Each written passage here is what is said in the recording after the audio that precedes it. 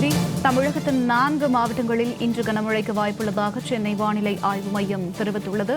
அண்மை தகவலாக இதனை நாம் பார்த்து வருகிறோம். தமிழகத்தின் 4 மாவட்டங்களில் இன்று கனமழைக்கு வாய்ப்புள்ளதாக சென்னை வானிலை ஆய்வு மையம் தகவல் தெரிவித்துள்ளது. அண்மை தகவலாக பார்த்து வருகிறோம்.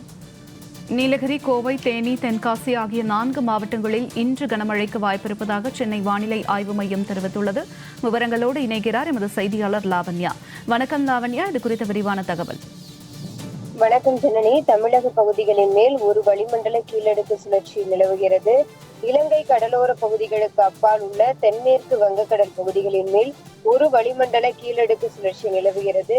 இதன் காரணமாக தென் தமிழகத்தில் ஒரு சில இடங்களிலும், வட தமிழகத்தில் ஓரிரு இடங்களிலும், புதுவை மற்றும் காரைக்கால் பகுதிகளிலும் இடி மின்னலுடன் கூடிய லேசானது முதல் மிதமான மழை பெய்யக்கூடும் என இந்திய சென்னை வானிலை ஆய்வு மையம் தெரிவித்துள்ளது. வட தமிழகம் மற்றும் புதுவையில் அதிகாலை வேளையில் ஓரிரு இடங்களில் லேசான பனிமூட்டம் காணப்படும் எனவும், கோயம்புத்தூர், தேனி, தென்காசி மாவட்டங்களின் மலைப்பகுதிகள் மற்றும் நீலகிரி மாவட்டத்தில் ஓரிரு இடங்களில் கனமழை பெய்ய வாய்ப்புள்ளது என வானிலை ஆய்வு மையம் தெரிவித்திருக்கிறது.